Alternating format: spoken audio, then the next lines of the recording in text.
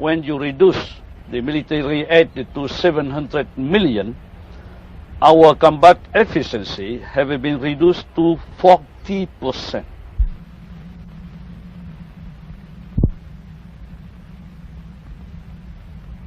I think that the situation would be very dangerous for South Vietnam.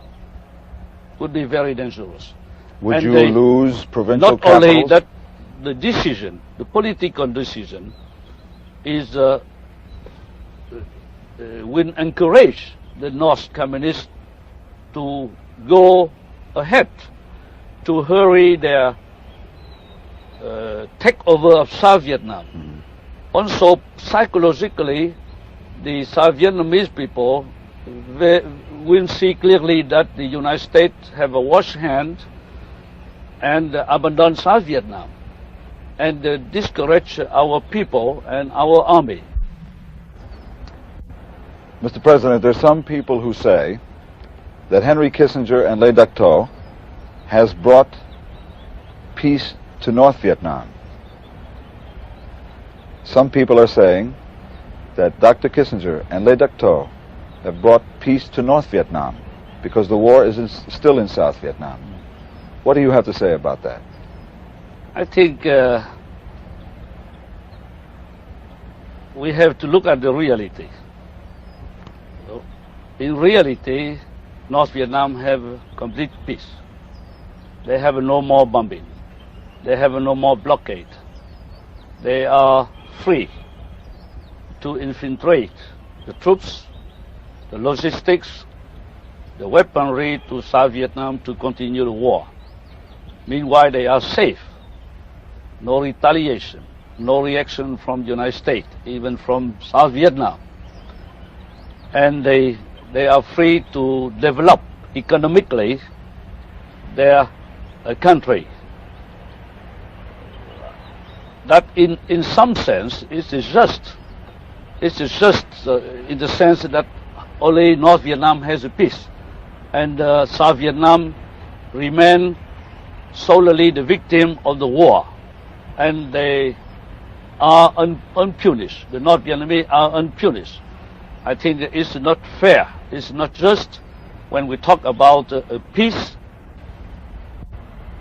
Mr. President, what are South Vietnam's needs to continue and sustain the level of combat at the present time? Yeah. I would like to remind you that even last year, in the assumption that the violation of the ceasefire would be at the moderate level, we need the 1.4 billion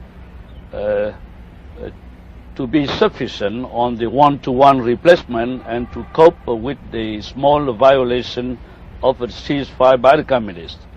And you remember that through the appropriation, through the authorization, it has been reduced to 1 billion.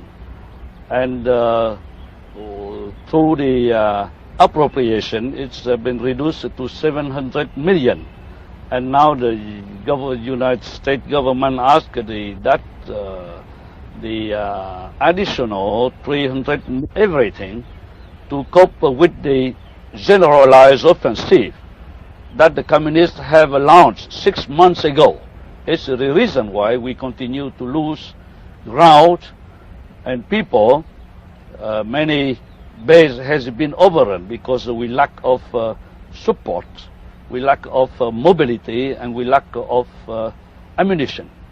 Now the general offensive is already launched by the communists 1 month before, even before they take over the Phuoc Long province. And I think that what we need is have enough means, not only to sustain the current situation, but as long as the communists sustain the momentum of their offensive, I think we still need the means to defend ourselves, because what is the real balance of force now between us communists. They have a almost double the strength in the force viewpoint. They have at least triple the logistic. They have a build-up since 2 years. Mm-hmm. So we are now fighting against them from 1 to 3, and they are attacking us from 3 to 1. Mm-hmm. And in 1972, they could only sustain the momentum of their offensive for 3 months. Now they can sustain the momentum of their offensive for at least 1 year. So we have to foresee what happened from now on.